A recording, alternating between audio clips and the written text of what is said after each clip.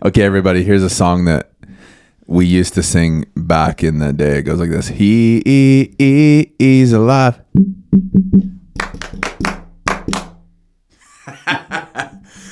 This is Luke. I'm here with Luke, my younger brother, and he probably wanted to start the podcast on more of a mature note. I didn't know we were recording yet. Than that. We are recording. We're recording. So I just want to introduce you guys. Welcome to the Backstage Pastor. This is episode 16 or 17, possibly. And it's just been amazing having this this platform to just process things that the Lord's doing, testimonies, backstage stuff, the stuff that we don't have time for Sunday morning, or not even the place necessarily for it. But the purpose of the Backstage Pastor is to bring people backstage. And how many podcasts have you listened to of the Backstage Pastor, Luke? Yeah, I'm one of the, more frequent listeners of it. Except he just let me know that he just subscribed to the Backstage Pastor. I just followed it and looked through what there already is. Tell our people how to find the Backstage Pastor. So, how did you subscribe? Go on your podcasts, type in... Just kiss the mic there. The Backstage Podcast. Backstage Pastor. Yes. The Backstage And there Pastor. it is. You just hit, follow. That's all you have to do. So you have an Apple phone. You're on Apple Podcasts. Yes. You also could find it on Spotify, YouTube, Instagram, and Facebook. If you didn't know that. Big stuff. Okay, people. This is my younger brother, Luke. He is 6 years younger than me. 7 years younger than me. And to be honest, we were not necessarily the closest growing up because we were 7 years apart and I was possibly a little bit bossy. Would you agree with that? Would you agree with that? Yeah, completely. Coercion, manipulative. And so there's 9 of us, which would be cool to have everyone on the podcast at one time. Actually, that would just be chaos. Yeah. All the political views, all the topics. And we're all following the Lord, which is cool. All 9 of us. There's 8 boys and 1 girl. Mary, you guys know. And you guys have met some of the others. But our family was kind of broken up into 3s. You might disagree with this. There was the older siblings, there was the middle siblings, and then there's the youngers. And there was Dave, Mark, Mary. They were the older siblings. They got to stay up later. They got special treatment. And then there was me, the 4th. And I was kind of the beginning of the middle crowd. And the leader / boss of the middle crowd. And then you were kind of the start of the younger crowd. So, and then there's 26 years between all of us. From the oldest brother to the youngest brother. And don't worry, Luke, I'm going to let you talk here like a little. I'll give you a couple sentences. You're just thinking, this guy's going to talk the whole time. It's like listening to the podcast. Except I'm here. Wait a minute. I am the podcast. Wait, I'm on the podcast. And so we didn't. It's not that we didn't get along. Our age, when I'm 15, you're whatever the math is. I know what it is, but figure it out for yourself. 7 years younger. And so fast forwarding, it wasn't until you were living on your own in Texas, chasing a girl there, which is your wife now. Mm-hmm. And you were running a dump truck right down there with people who weren't working for very much down in Texas. Mm-hmm. How much were you making an hour? $13 an hour. Which is crazy. Mm-hmm. American 10 hours of overtime every week. 10 hours. Yeah, it's big stuff. That's big money. Yeah. So it was American. So obviously you're it's probably 18 or whatever. Yeah. Back in the day. Yeah. But do you remember when we really started connecting? It felt like where we really actually started getting along, and like I don't want to say like liking each other, but like had similar like dreams, aspirations, Passions. Yeah. Were you married or you weren't married? You were Partway through that time we got married, yeah. right. The other thing that happened is I was on parental leave. And so we were 6 months away from the church, and I just had a ton of time on my hands. And so it was during that, and you had a ton of time. Oh, yeah. Yeah. Just sit there all day. Yeah, literally. You're 10 hours a day or whatever.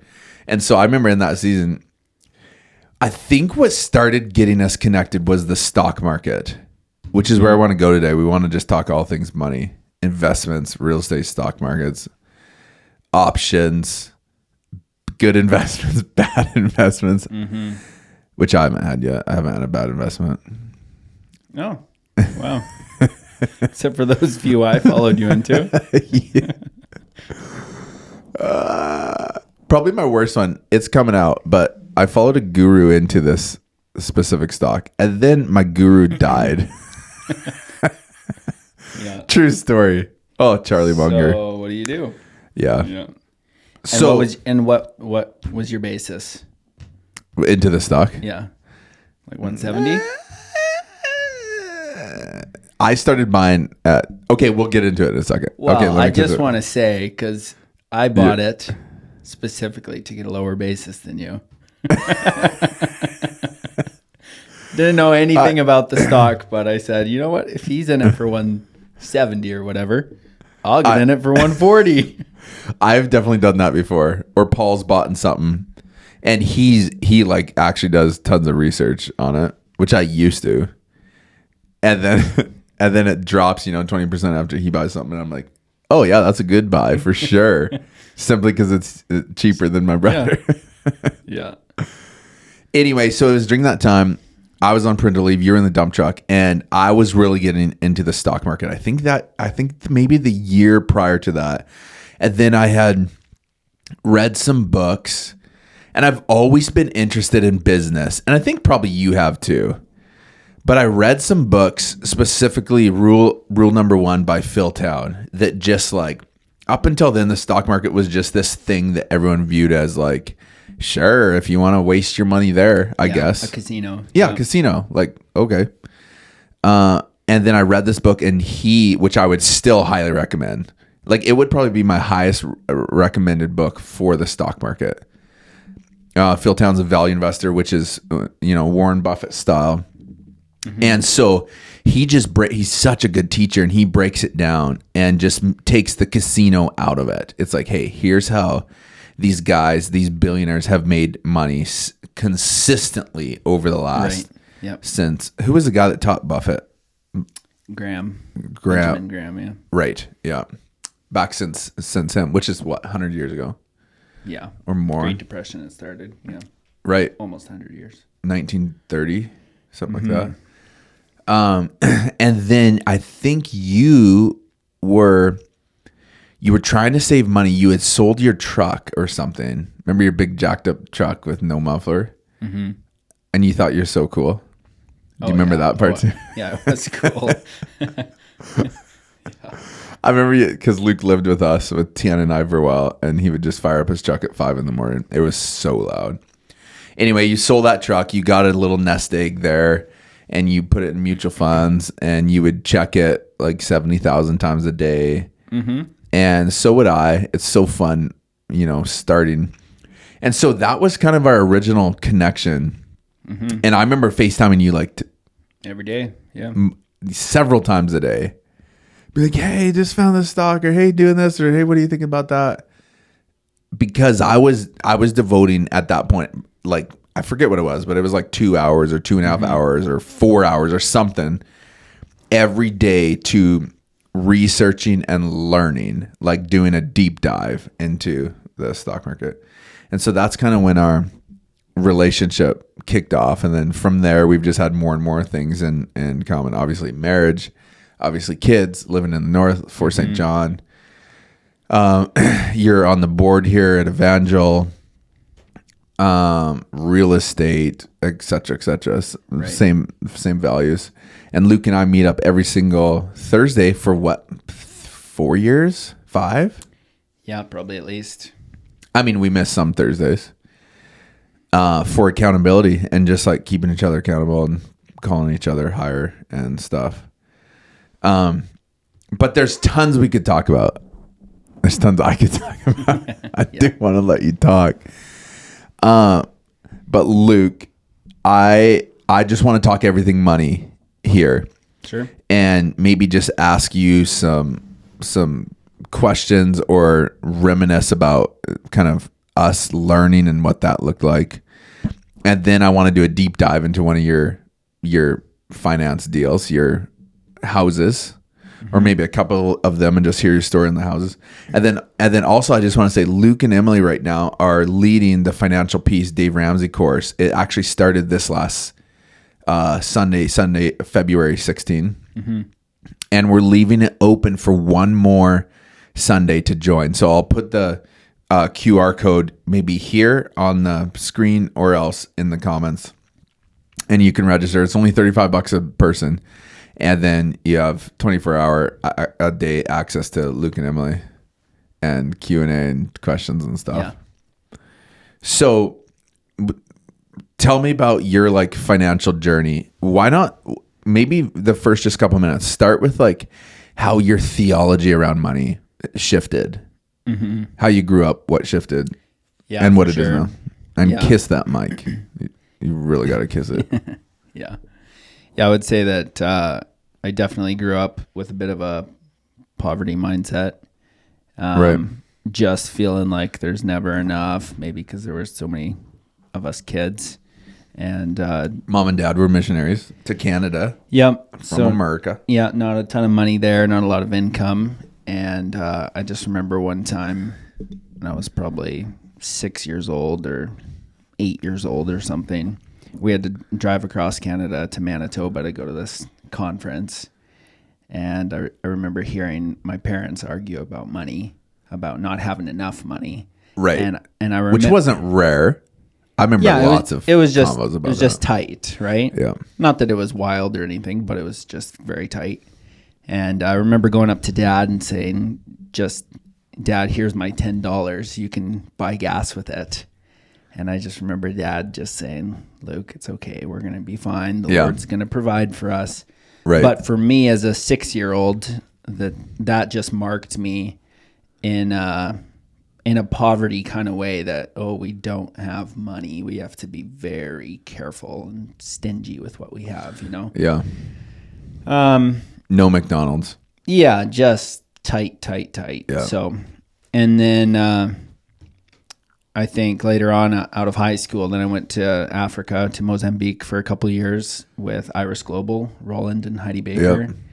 And same thing, pretty tight there. I would work for a few months. That's how I originally came up to Fort St. John and lived with Jimmy and Tiana. And so I would work for a few months and then... here in Fort St. John. Yep. And then spend like 9 months over in Mozambique and was just pretty tight. I would sell peanut butter and Coca-Cola over there to some of the students to try to give back some of my money. And right, because you had access to a vehicle, and so you'd go buy it from the warehouse, bring it back, mark it up. Totally. And we would have bread rolls every morning for breakfast. So all the North Americans wanted to put peanut butter on their bread rolls. So then I would go buy the peanut butter and I would sell it to them at the same price they could get it from the store from. Right, but delivered. Yeah, only I had a supplier that I could get it cheaper. So I worked my tail off selling Coca-Cola and peanut butter. And I think I made profited $200 US. A year. In that summer. So in probably 2-3 months. Right. But it was just an overall mindset of poverty and not really having enough. Right. So. But also trying to be creative and get creative. Mm-hmm. Yeah. Feeling like, there is a bit of a calling on my life. But at the same time, maybe thinking pretty small, afraid to take too big of a risk, maybe for fear that I'll lose something. Yeah. Right. Yeah.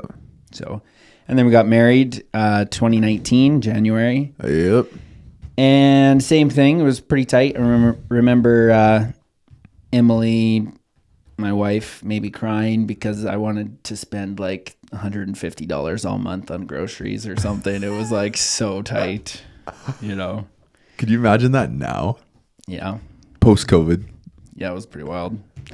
So, yeah, long story short, basically, I was listening to a Chris Valentin podcast from Bethel Church, and he was talking about poverty, riches, and wealth. Right. And at the end of the sermon, he said, okay, put your hand on your heart, pray over yourself with me.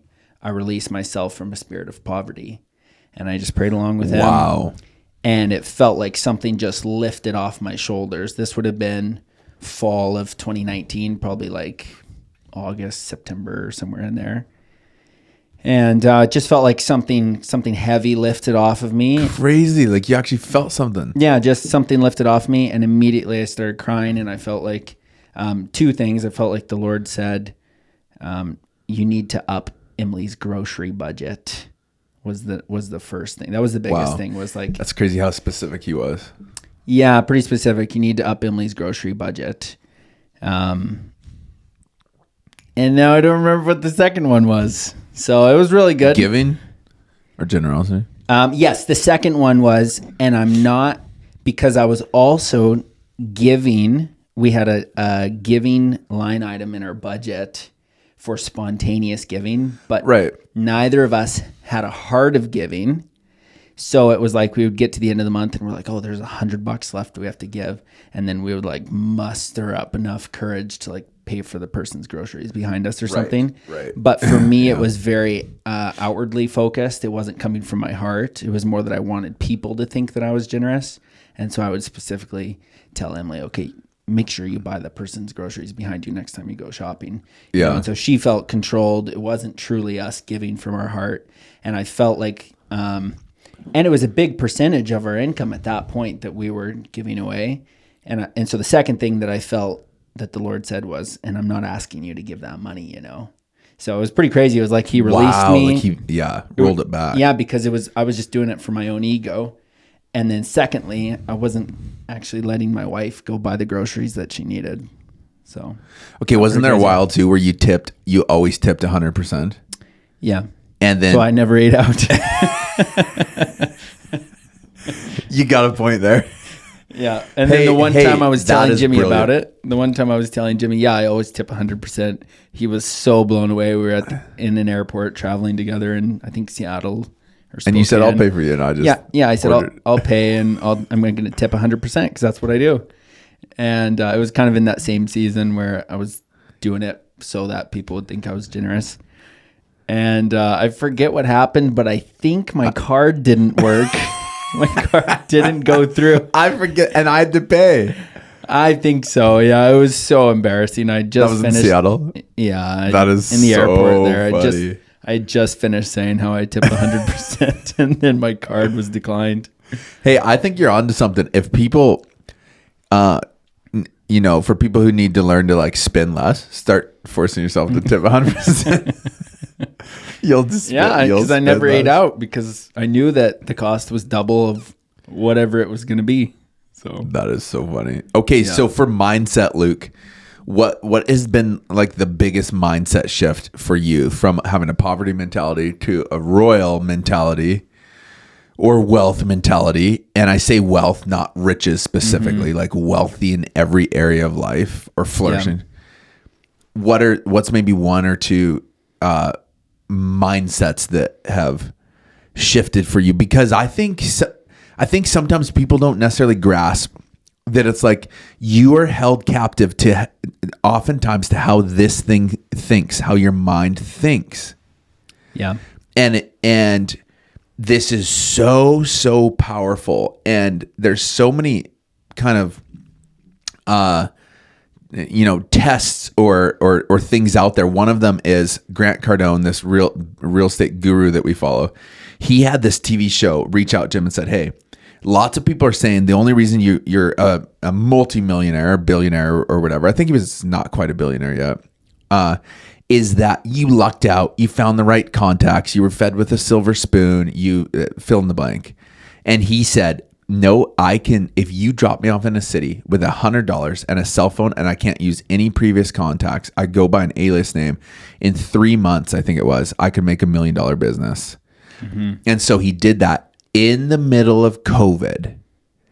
And do you remember the final number? 5.7 million. Yeah, it was something like that. It was valued at His business that he created in 3 months, starting with zero context. Like he was sleeping in.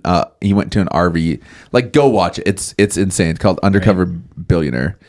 And he makes this 5.7 billion or $1 million business in 3 months, proving the point that it's in the mind, it's in your head. And so many people, including no matter what level you're at, like you're still here. There's things that you're stunted at because of how you're thinking, or things that I'm stunted at financially because of how I'm thinking.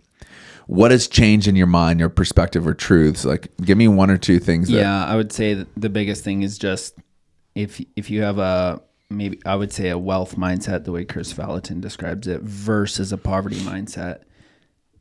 I believe the difference is a poverty mindset is self-sabotaging because you believe that you're not supposed to have it. Yeah. Versus a wealth mindset believes, I think it's in Deuteronomy chapter 8, where it says, I'm the Lord your God who teaches you how to create wealth. There's another verse that says, I'm the Lord your God who teaches you how to profit. Like not just do business and break even for a good cause, but actually to profit and grow. Increase. Yeah, for sure. And Matthew 25. Yeah, for sure. Yeah. And I remember specifically, I think it was summer of 2020. I just remember journaling and just processing through this feeling like, why do I feel this overwhelming groaning inside me to grow money? Like, is this wrong? Is this evil? Is this selfish? Is this good? And at the time, I felt like Jesus took me to Isaiah, is it 12 or 13, where it's talking about his name shall be called Wonderful, Counselor, Mighty God, Prince of Peace. It kind of gets to the end of it, and it says, and of the increase of his government, there shall be no end. And I just felt like I was just hit with this reality in that moment that God's very own kingdom is growing without end. For me to not grow, advancing, increasing. For me to not grow would actually be contrary to the very nature of God's own kingdom. So for me to just simply grow in all areas, we all know this, if you're not growing, you're dying, whether it's your relationships or your fitness or whatever it is, if you're not growing, you're dying. But then we don't apply it to our finances. And I think it's true. If you're not growing, you're dying. And I think that it's a very kingdom of God-like principle that everything that we have should be growing. Right. Interesting. So bottom line, biggest mindset is I believe that he's actually behind it. And he's encouraging me, and he's my biggest cheerleader. It's not a bad thing. He's my biggest fan saying, come on, Luke, let's go make a lot of money. Let's grow business. Be generous. Yes, absolutely. Yeah. Because it's in his own nature that everything should grow, right?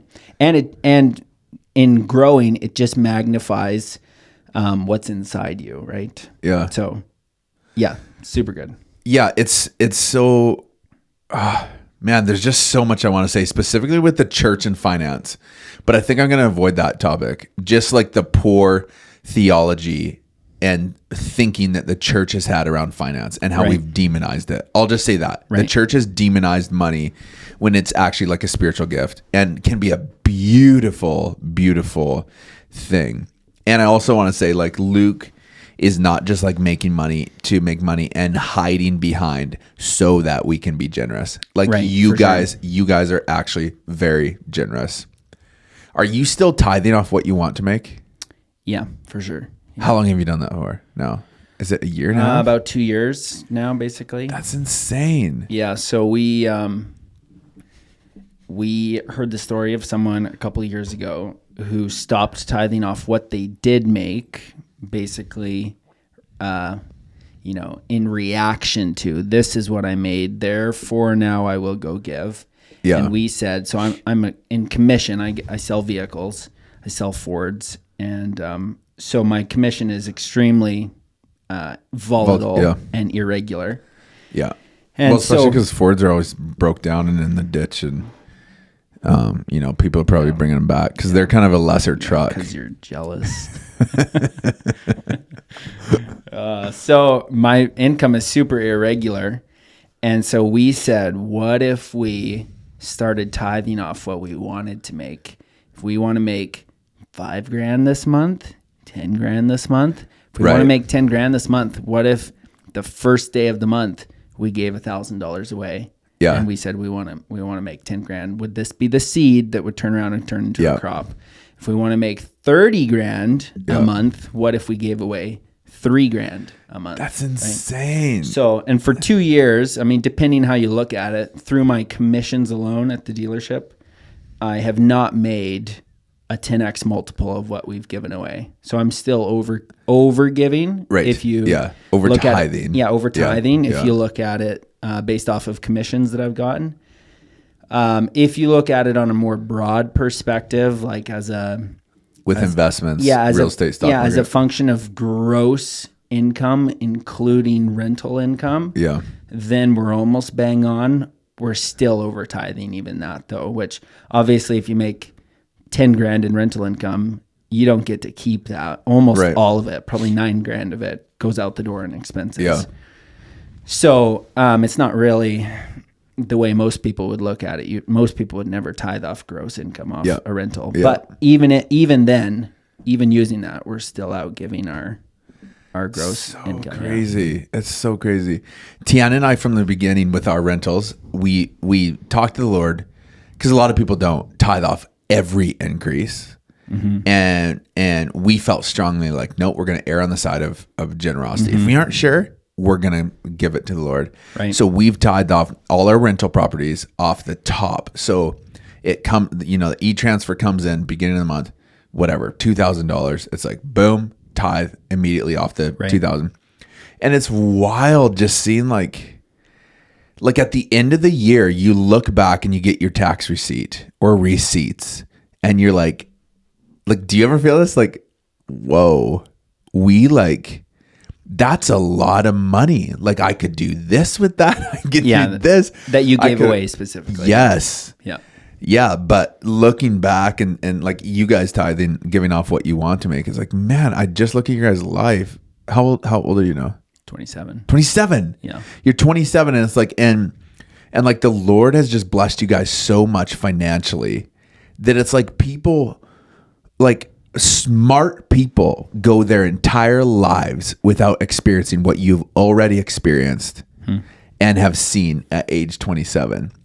And I also just want to say, you preached that one time that you're based off commission and give off what you want to make. And somebody said, well, he can do that. He's commission. I'm salary. It's like, no, you don't understand.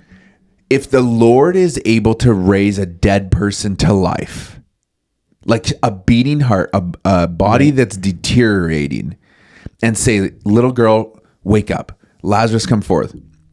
It don't matter whether you're commission, salary, hourly, whatever. Right. He can make it happen. This is the God of the impossible. Whether that's through a raise, whether that's through a side hustle, whether that's through random check in the mail, whether that's through whatever. So I just want to say, like, put an exclamation mark on that. That's for everyone. Not just I would just point out that the tithe never makes financial sense. Right. Never. Yeah. It does not make sense. Why would you ever give away such a big percentage, especially if you're giving pre-tax? If you're giving away gross income, why would you ever give that away? It never makes sense. So even if you're commission, even if you're a big business, mathematically, it does not make sense to give it away. But the whole point is I'm humbling myself before God and I'm asking him to move through the remaining 90% of my income and bless it, right? Yeah. I'm not just... It just doesn't make more sense for me because I'm commission. It never makes sense. Right. Do you see what I'm saying? Yeah. Which is God. That's the character of the Lord. Yeah. The bottom line is, do you trust God? That's what the tithe is all about. Yeah. Noah, build an ark. Well, it's a desert, Lord, and it's never rained. Abraham, go to a land I will show you. Josh, march around these walls. Like, start naming the stories. If Right. you think that God is the God of like, it has to make sense. Right. No. Two things, Luke. And you guys are, I mean, you're going through this in the Ramsey course over the next 6 weeks, which, by the way, you can still sign up 1 more week. What would you say to, let's say, just average middle class person? Let's say they make $60,000 a year. Give me a principle or two that they can start doing and should start doing from your perspective, from what you've learned and experienced, to start seeing like freedom in their finances. Right. And then the next question, to get your head thinking, I want to do a deep dive into like, I think specifically we'll go real estate. Maybe another day we'll talk stock market, which I'd love to. And then speak to the person that like, okay, they got some baseline stuff happening. They're living below their means. They're budgeting, all that stuff. And now it's like, okay, let's start looking at investing. Yeah. First of all, I would say the most important thing is live below your means. Because if you can't do that at 60,000, you're definitely not going to do it at 600,000 or 6 million, whatever your income is. Right. So bottom line is live below your means. Something you have to set aside something because it's a behavior issue, not a math issue. Very rarely is it a math issue where people need to make more money. Most of the time, it's no, you need to tighten up your spending. So live below means if you make $1, spend 90. Yes. Or 80 or 60. Less. Yeah. I think we were at 60 for a long time when we were saving for our first house. Yeah. Yeah, and you set your mind to it and you can do it. The problem is most people don't set their mind to it and then you don't do it. So I saw this thing coming out of Vancouver. I don't know if it was all Canada or BC or Vancouver, but it was something like for every dollar that they're spending, let's say it was BC, every dollar they were making, they were spending $2.1. Yeah. That's called the opposite of living below your means. Yeah. Like you are debt means that you are, which isn't bad. Like we aren't against debt. We got we got plenty of that. Thank you, Trudeau. But debt means, it literally means that you are borrowing from your future self. Right. Because you want it now. Mm-hmm. Now that can be a huge advantage and it can be a huge disadvantage. Yeah, for sure. So obviously in the course that we're leading with Financial Peace with Dave Ramsey, it's basically 100% debt free. Don't ever buy a rental unless it's debt free. The only time they allow debt is if you're buying your very first house and it has to be on a 15-year mortgage. 20% down, right? No, not necessarily. They say it's better if you do, but no more than a quarter of your take-home pay. Very conservative. As in your payments should not exceed 25% of your very gross income. Yeah, and I think like the program is definitely biblically based, and there are lots of verses in the Bible that say, be careful, the borrower is slave to the lender. Right. Well, that's a fact. Yep, that doesn't mean that it's a sin. It doesn't mean that God is going to oppose you. It's just a fact. The same thing could be said about an employee. An employee is slave to the boss. Yeah. Does that mean you shouldn't be an employee? Well, no. You should be an employee. You should go work, right? Yes. Yeah. So I just think that it's stating a truth. It's a fire that can burn you, or it can do massive good. Essentially all it is a big leverage tool where you can leverage things up and get higher returns. And for the higher returns you get, you are adding a ton of risk. If you're okay with the risk, then maybe it's worth it, right? So, but I think bottom line, it comes down to getting an education in whatever the investment is. If it's a rental you're going to buy, go become the best analyst at rentals in your whole city, right? Go become the best analyst, so that you know every neighborhood and every place Yeah. you should. What they're getting Yeah. for rent, what tenants are like in this Yeah, town. exactly. So bottom line is, I think that with an education, you can minimize the risk of debt. I don't believe that it's a sin. I believe that the Bible says be careful. There's a lot of things that the Bible says be careful about. Kind of like where your treasure is, there your heart will be also. Yeah. It's like, okay, it's just stating a fact. Yeah, for sure. There's a lot of warnings about money, and yet there's a lot of things, just like I said earlier about, I'm the Lord your God who teaches you how to profit. Well, that doesn't make sense if he's making warnings about all this, right? But it's just a powerful tool, right? What else would you say to a middle class $60,000? I don't know what middle class is these days. Is it, maybe 50 to 80,000 or something? Where's your phone? You should Google that. But what else would you say to a middle class person? So live below your means in terms of like just principles to like get going. Did you find it? 2022, the average income in Canada was 57,000, while the median after tax income was 70,000. So that doesn't really make sense. Just gotta kiss this mic. So 57,000. I mean, that's not saying for middle class, but that's just saying average. Wow, that's crazy. I would have thought it would be more. Yeah. But we got those East Coast places that don't make very much. Right. I mean, we're in Fort St. John. It's like it would definitely be more than that. Okay, so a couple other principles before we go into a deep dive. What would you say, like budgeting, generosity, being on the same page with your spouse, work harder. Nobody cares. Work harder. Or what would you say? I mean, there's so many things you could say. I would say that you reap what you sow, though. If you're gonna sow in small amounts, you'll reap in small amounts. If you're going to get aggressive and really start investing heavily, guess what? You'll actually have something to show for it. Yeah. But if you're just going to, I'll put $50 in here, $50 in there, it's never going to turn into anything meaningful. You got to get aggressive and actually start doing something, start investing something, right? Right. So, yeah. Getting focused, bottom line. Yeah. I remember what got me originally into the stock market, mutual funds, actually. Mm-hmm. Maybe you too. Because did I get you into mutual funds? Oh, yeah. Or convince you, hey. Yeah, for sure. Sell your truck, put it in this. Yeah. And oh, no, that's a different story. Yeah. Oh, is it? Yeah. So I had sold my truck to go to Africa. Yeah. And I was able to invest. I think I got 10 grand or something. And I put most of it in a mutual fund.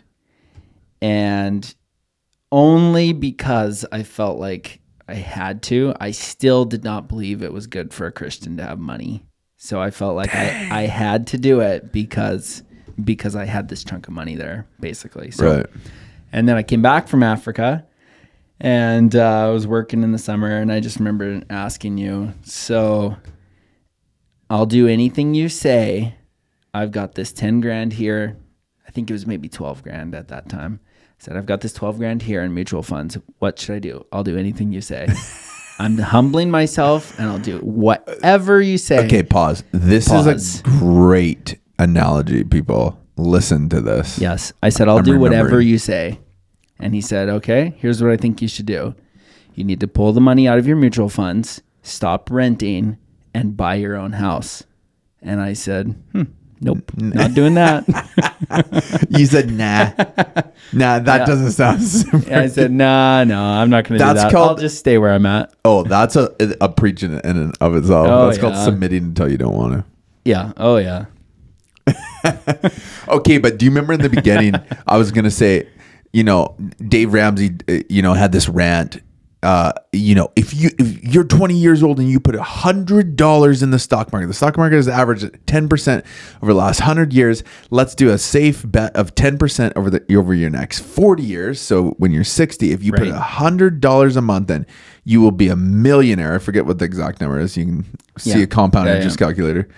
You'll be a millionaire at 60. And I remember thinking, I could just put in 100 and be a millionaire at 60. Yeah, for sure. That's easy. But I remember checking, waking up and checking my mutual funds every morning. I think were mutual funds delayed, or I think they were several days delayed or something. Pretty delayed.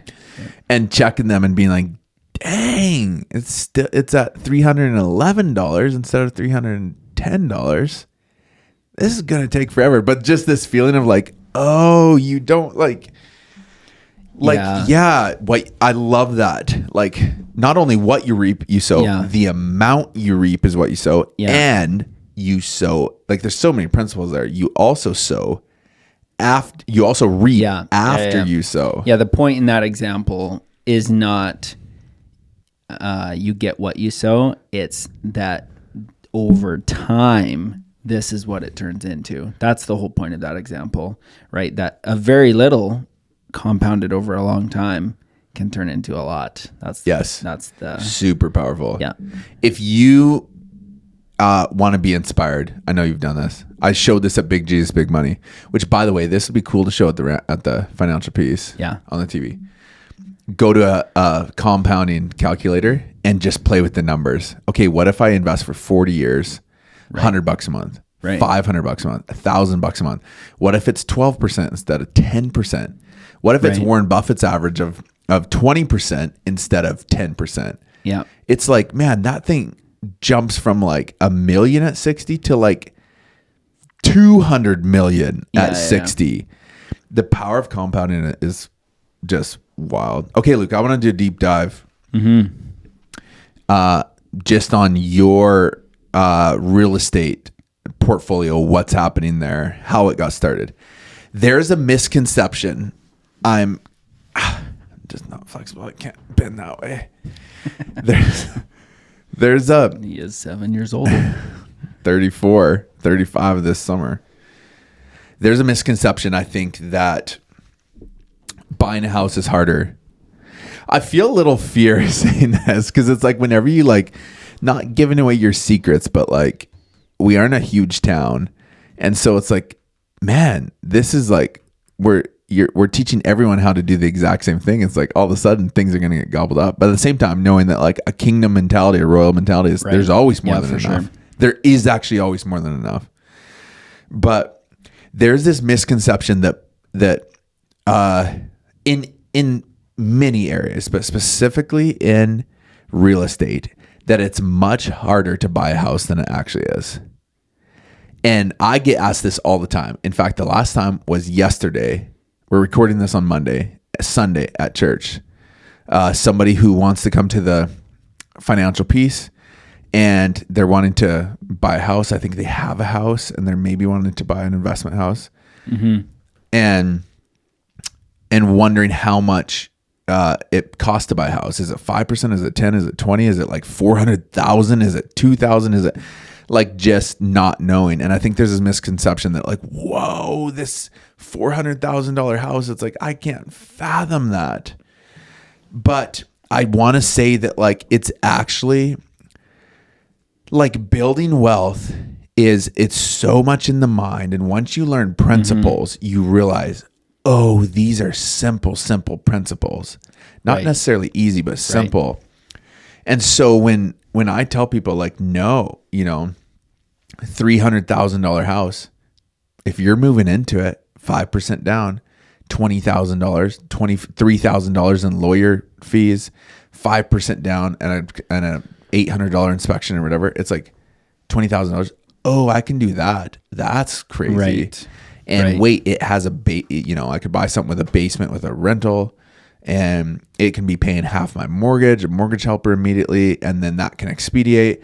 And then you can, it whitewashes itself. You can get pre-approved for more because you have that income coming in from that house. And then the next house that you buy, if it has a rental, it has income, and you can count, depending on the bank, maybe 50% of that income.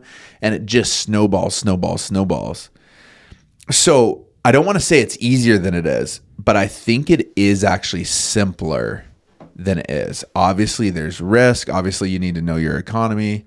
And try and figure out, is to the best of your ability, the risk to reward ratio. Right.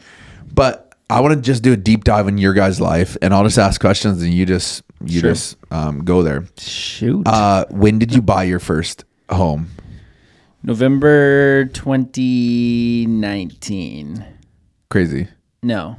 So just over 5 years. 2020. November 2020. That's wild. Just over 4 years ago. Yes. What were you making when you bought that home? $25 an hour, basically 50,000 a year. I'm going to repeat that. Yes. How much were you making when you bought that home? Roughly 50,000 a year. That's wild. Yeah. On the lower side of average in Canada, not much. Sure. Yeah, and single income. Emily wasn't working, so that was just me. Right. Yep. And what was the house, and what was the process in buying? Yeah, Walk me through that. Just to save up the down payment, we were pretty scrappy. Like, we went out and had a house for 3 months so that we wouldn't have to pay for rent. You got gazelle intense. Yeah. We lived in this terrible little bachelor suite for 3 months before that. The 3 months before that, we lived for free in our sister Mary's house, so right. We were just saving every penny we budgeting could. Insane. Yeah. And I mean, lots of times it was like we were saving $300-$400 a month. That was it, And so this, you were intense about we were taking it serious. Yep. Yeah, we were pretty tight. And so this house came on the market. We didn't really love it. It was 1957. It's kind of old, stucco. What do you have against old? Well, it was just... We have lots of old people listening. Well, I'll sell you a house. You have a house for sale. I didn't know it was that old. Yeah, 1957. So, long story short, basically, it's about 900 square feet per floor, 2 levels, upstairs and downstairs. Yeah. And the basement had been converted into a basement suite. So it had about a 700 square foot, one bedroom, separate entrance, shared laundry, basement suite. Laundry downstairs. Yep. Yeah. Totally. Not the greatest neighborhood. Yeah, not the greatest, but not bad. Yeah, not terrible. So we scraped together $14,000 because the purchase price was $255,000. So then our 5% down was, because we were moving into it, we could put 5% down. So half of that was like $12,250 or something like that. Was our 5% down, right? Yep, 12,000. And then we were roughly $2,000 in lawyer fees to get everything transferred over. Paid no property. Which they say 3,000 to plan 3,000 for legal stuff. Yeah. We paid no property transfer tax because it was our first home. So I was a first-time home buyer. Which, by the way, pause on that.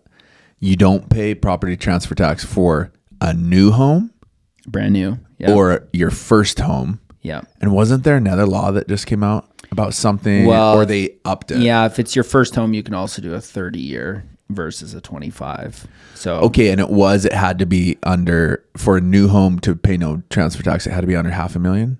Or wasn't there a law about that? And they just upped that amount or something? Yeah, which honestly, there's not, in our area, there's not going to be that many people buying that nice of a home as their first home. But I could see if you're in a more expensive market where that would happen.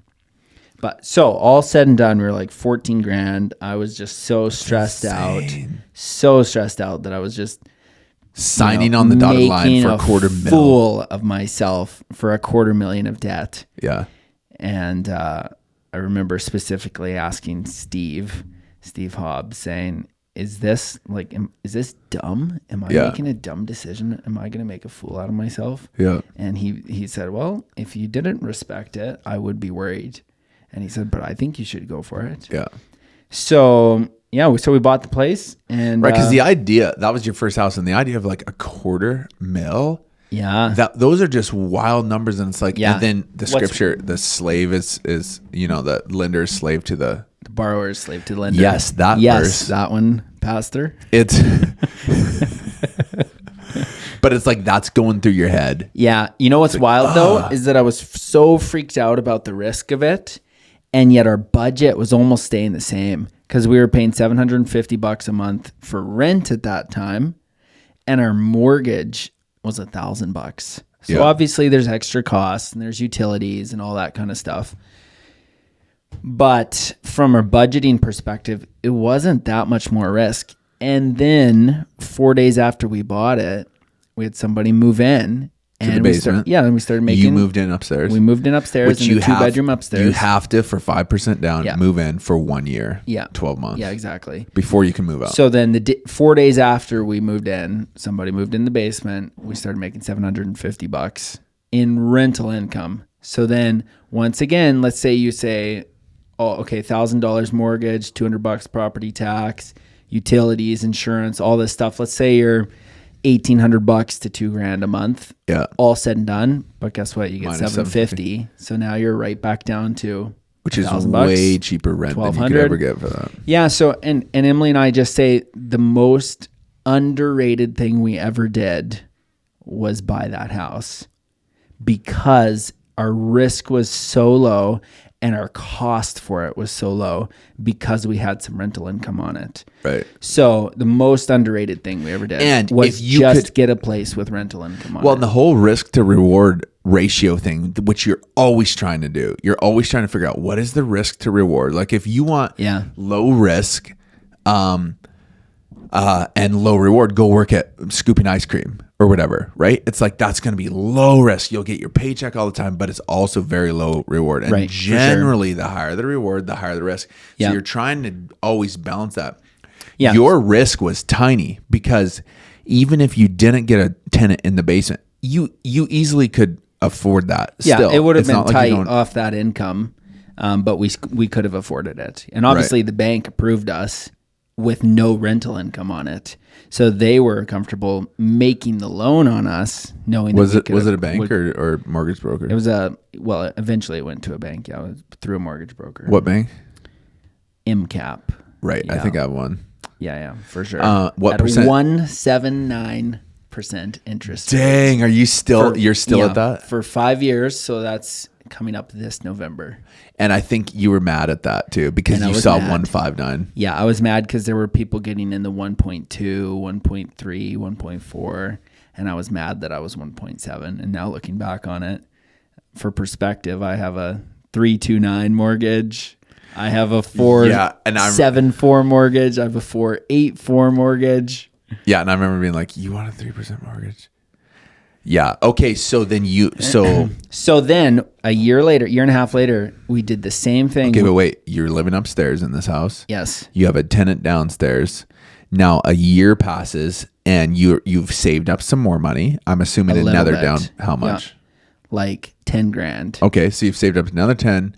Yeah. And do you have emergency still fund? Still making the same income. Still making $50,000 a year. Yeah. We had maybe $20,000 in the stock market or something. Yeah. Maybe $30,000 somewhere around there. Which banks will count too. Right? Yeah, for sure. Because it's accessible money if I need it. So then we start looking at another place and we start working, getting pre-approved, all this stuff. We find another place. It's $339 is what it was listed at. And so just to fast forward, let's skip the second purchase. Let's just stick on the first house, what the first house did. Okay, so I want to go through each purchase though, just briefly. Okay, so do the first one. Yeah, so we ended up buying the second one. We barely got approved. We barely had the money for it. I think talk about risk. I think I put $7,000 on a line of credit because I didn't want to pull from my tax-free savings account. Yeah.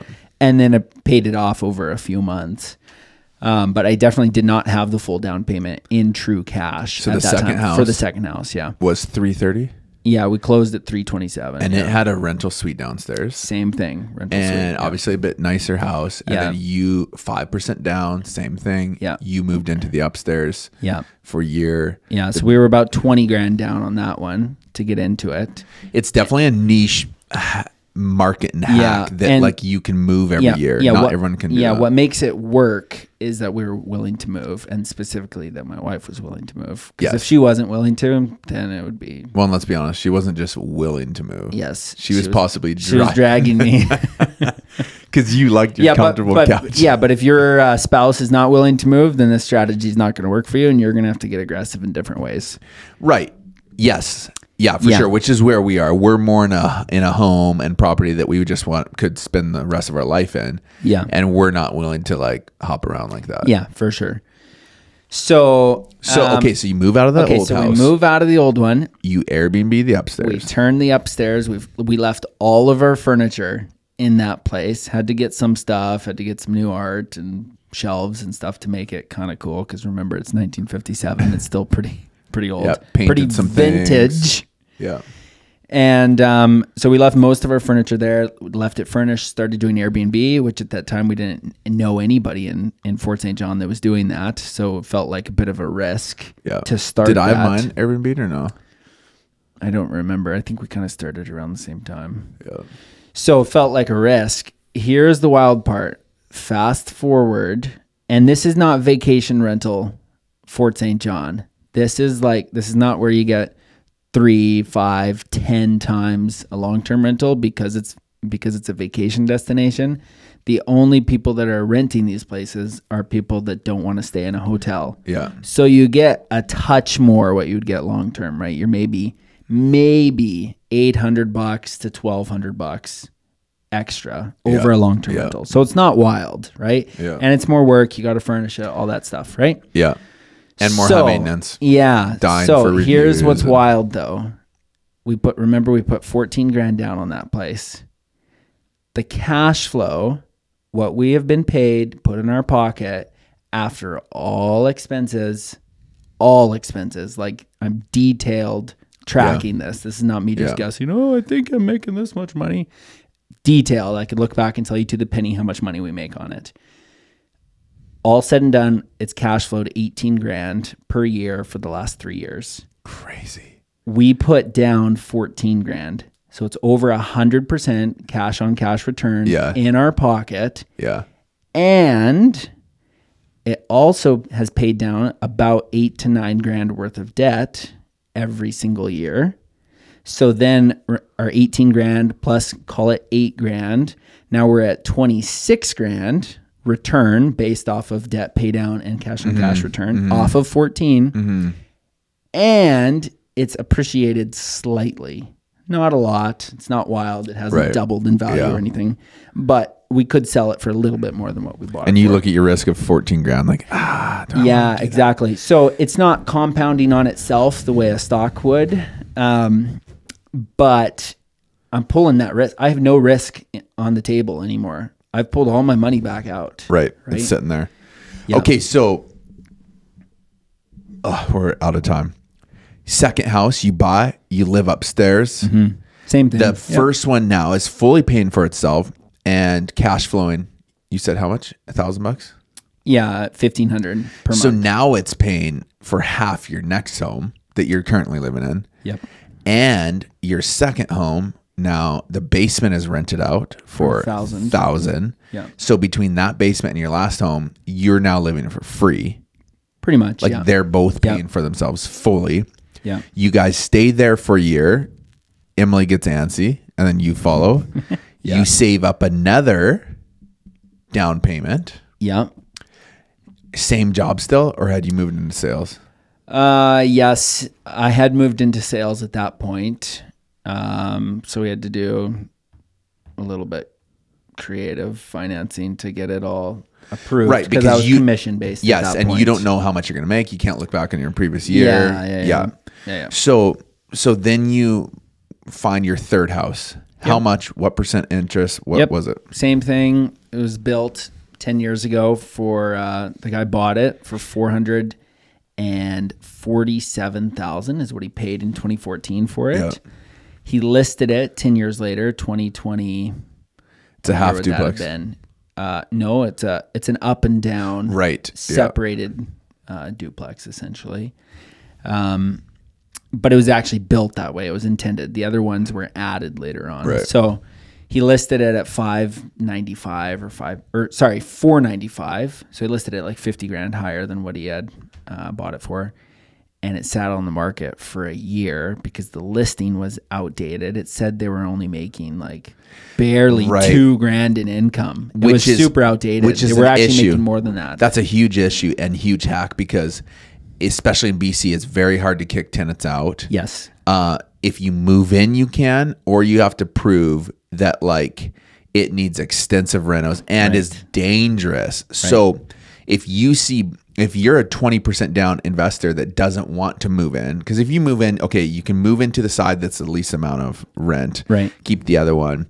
But if you're a 20% investor, wait a sec, we're going to buy this place and I can't kick these people out. And they're paying rental prices from 14 years ago. This thing can't work or cash flow. Yeah, for sure. Yeah. So how'd that look?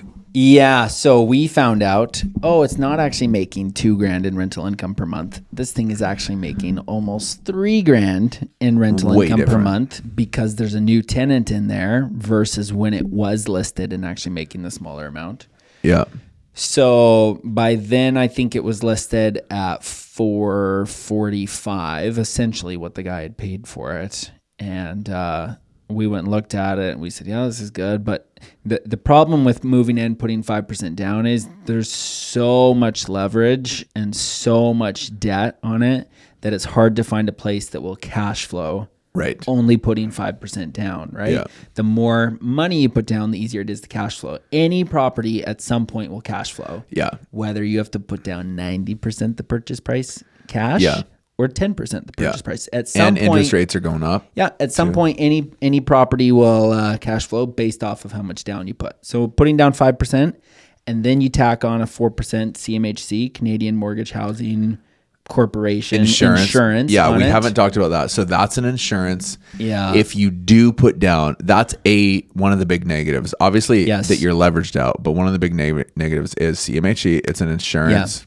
Yeah, so easy math. Let's say you're buying a $100,000 place, 5% down is $5,000. They tack on for the insurance, for them to insure it as a loan, CMHC, Canada Guarantee, or Sagen, one of the other two.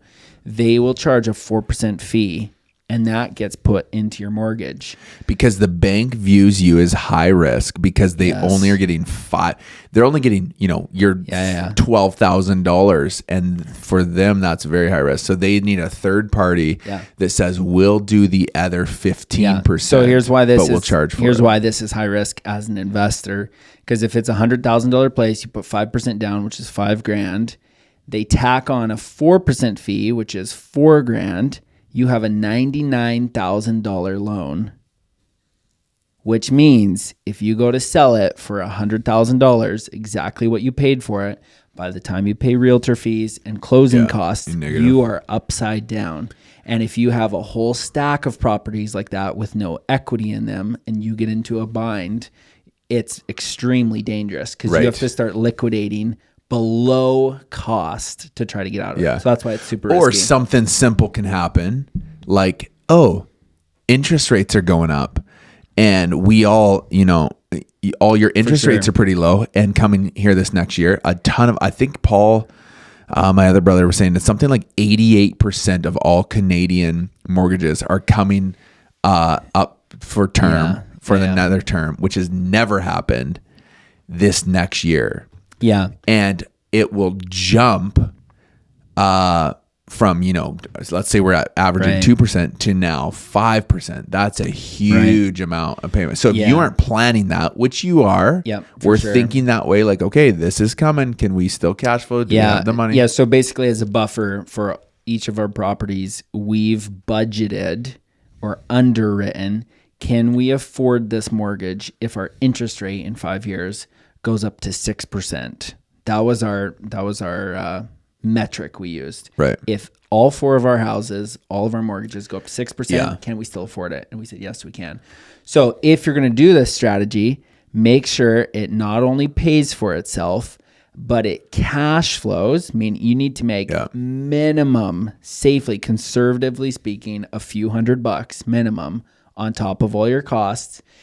And ideally, you should make a little bit more. If you can make $500 to $700, that would be a lot better. So it's hard to find a property that will do that. So back to this house. Because there's CapEx, there's rent, your roof goes, your furnace goes, all that stuff. Yeah. So back to this house, listed at $445. We really liked it. I'm like, we need to get this like close to $400,000 to make it cash flow on a long-term rental, not on Airbnb. Once we move out of this and start renting both suites, we need to have a loan no bigger than $400,000 basically to make it cash flow. And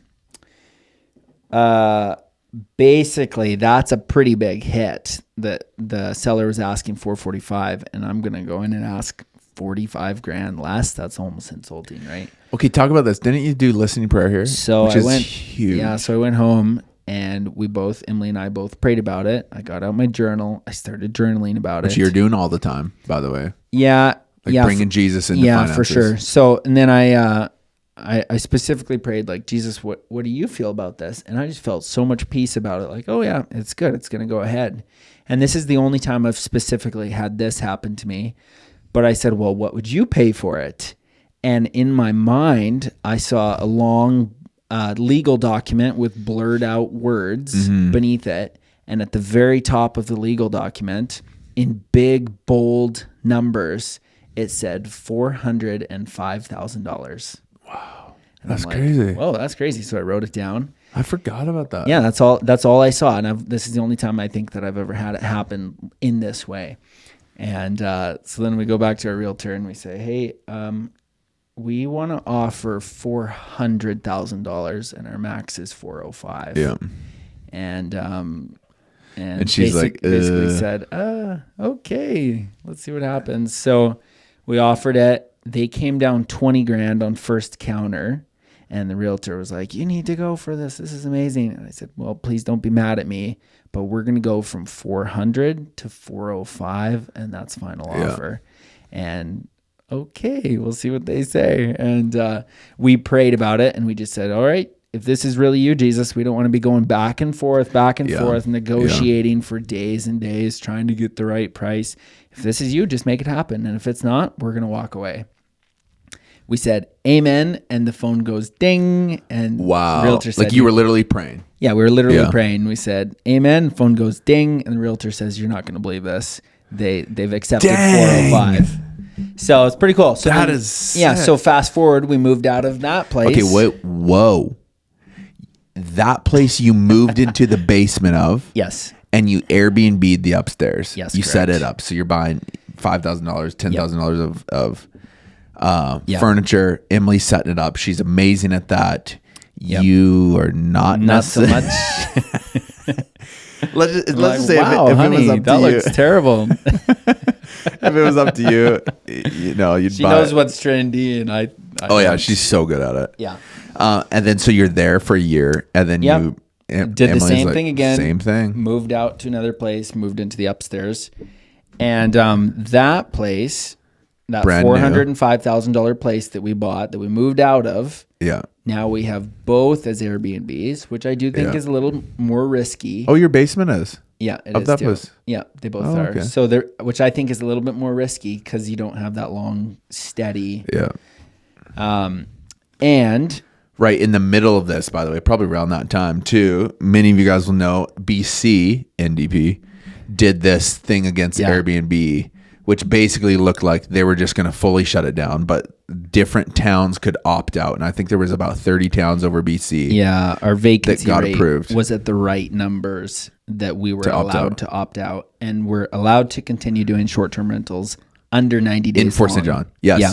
And we have to opt out every year, though. That has to get approved every year, apparently. Yeah, I'm not sure about that. Yeah. So, okay. So then you find another place? Yeah. So those are both short-term rentals. And we've had our two best contracts we've ever had in that place. Coming back to tithing, I think when you tithe, the Lord blesses you in other ways that you don't necessarily realize Right. until after. Like you think, like for us, we think, oh, my income's going to go way up because I'm tithing off what I want to make. But that hasn't really happened. Instead, we've had really good rental contracts. And I'm not saying that that will guaranteed happen when you tithe. But for us, we had a 7-month rental upstairs.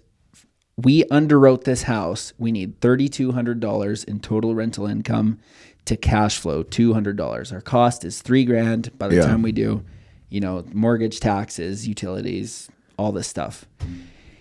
And we need $3,200 to cash flow $200. Basically, that's bare minimum. Yeah. We need $3,200 or we're in trouble. And upstairs contract, 7-month contract, $3,300. And we still have the basement suite to work with. Crazy. So then the basement suite is on a month-to-month contract. Intentions of staying 1 to 2 years. Don't know if they will or not. That'd be cool if they do. Right.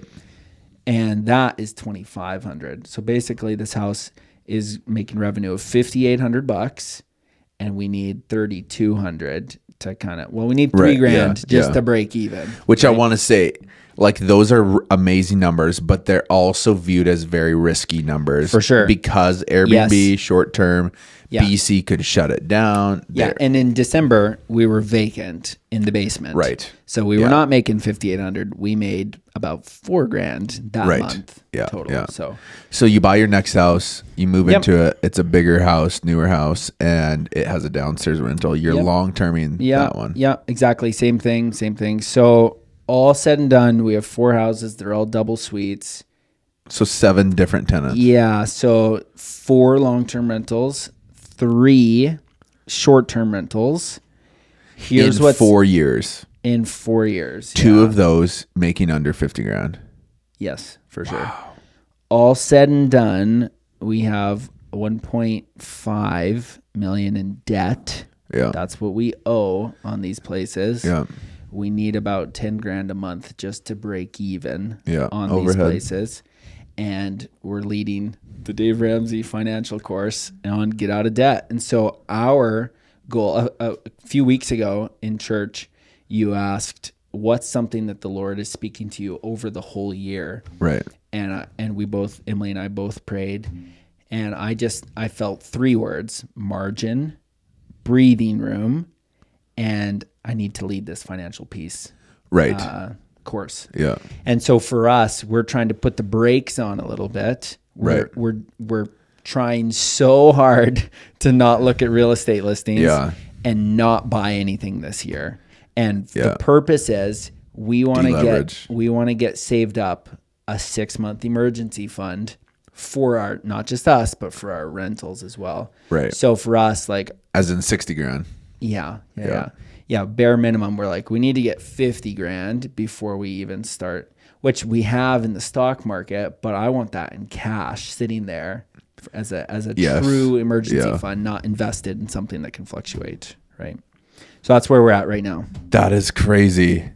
We are out of time. We're going to have to do a part 2, which I say to everyone, but honestly, just need to start going through people again. I just want to say, like, I honor you and Emily, and I have just from the front on Sundays and stuff, but like, it is so inspiring that, like, you have 7 units now rented out and living in your place. And, just like the Lord has blessed you so much at Ford there, and you just have there's so much favor there.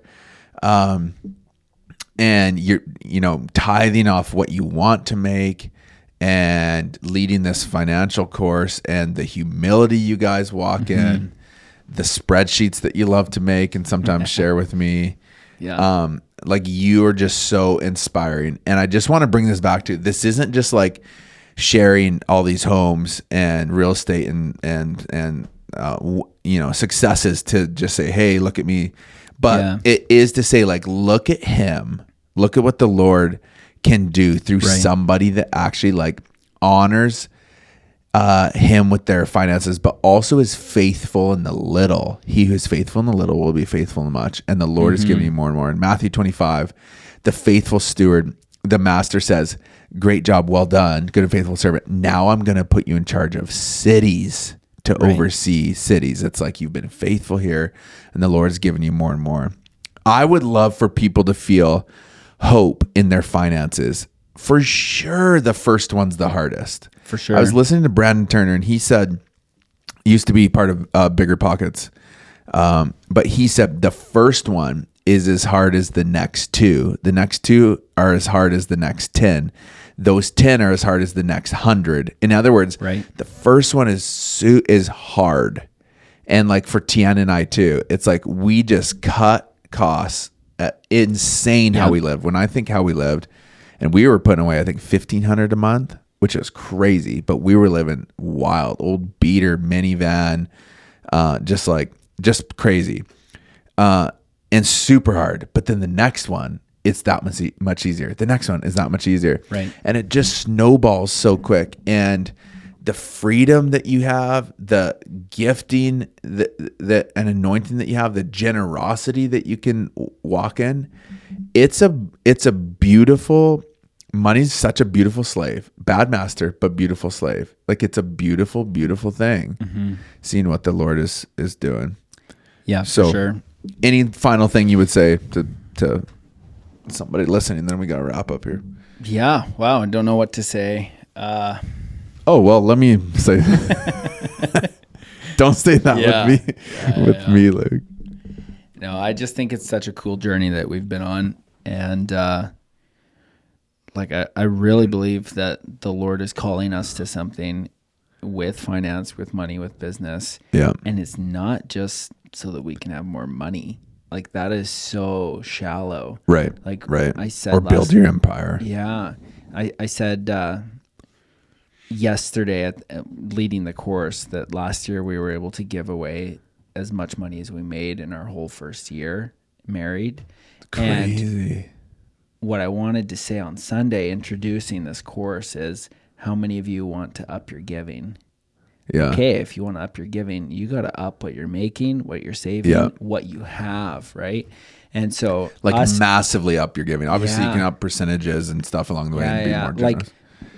But if you want to go from $1,000 a year to $10,000 to $100,000, yeah, for sure. Has to happen. Yeah, like for us, if we've given away 6 figures in the last 3-4 years, I want to be able to give away 7 figures. How cool would it be to know that you've given away $1 million, you know? Yeah. And so all that, and not that just mindlessly giving is good. I'm just saying that our purpose and our goal in wealth and business is not just so that we have more money. Like that's pretty lame. Like our standard of living, we spend a little bit more than we used to, but we're still pretty frugal when you look at us. Right. So, and I know that because sometimes when we go eat out, you pull out your little coupon. Yeah, exactly. All I'm saying is if the Lord is on it, push into it, right? Yeah. And let him work on you and expose things that need to be exposed in your heart and grow things that need to grow in your heart. Yeah. Right. Yeah. Financial Peace course happening over the next 6 weeks. There's one more Sunday to join. That's February. What's this next Sunday? February 23rd. So you can join. We'll put the QR code maybe right here. And thanks for coming on the pod. Yeah. It was fun. I encourage you guys to reach out to Luke or Emily or come to the Financial Peace. Possibly the biggest thing. It's all amazing truths, but the biggest thing is just like, man, if you want to, go somewhere, what's the saying? If you want to know what the future's like, talk to somebody coming back the other way, like opposite directions on the trail. It's like hang out with the people who have been there, or are going there. And the crazy thing is, you start rubbing shoulders with those people. It's like you actually just naturally start becoming more like them. Thanks for coming on the podcast. Yeah. Thanks for staying with us extra long, and we'll see you guys next week.